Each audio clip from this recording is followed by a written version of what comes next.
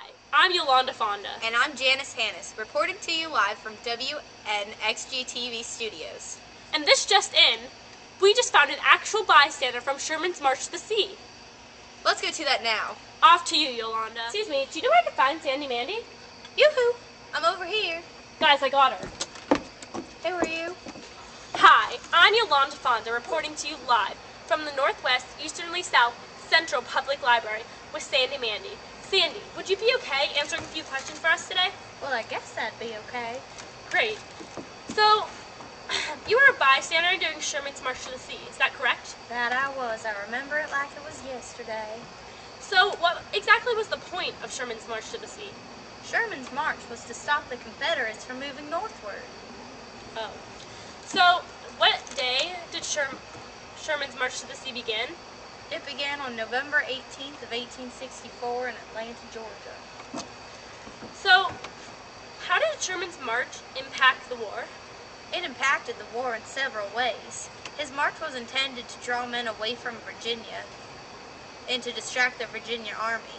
This didn't happen, but the Confederates did send troops to harass the Union columns.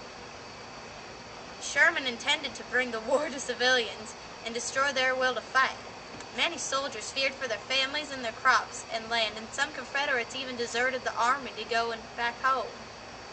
So, that's interesting. But what were the consequences of Sherman's March to the Sea?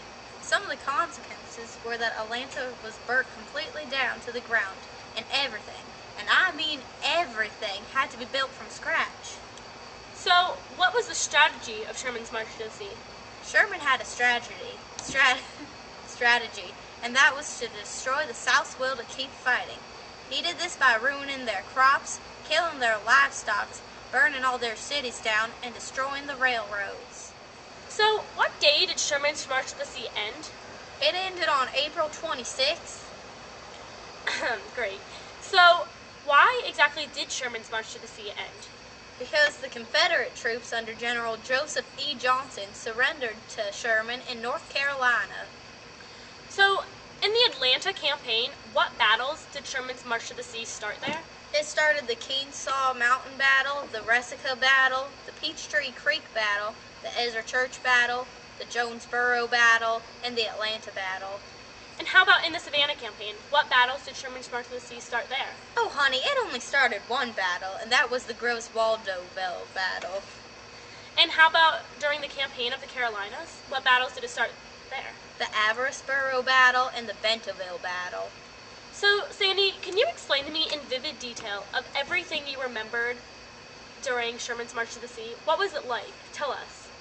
Well, burn down everything!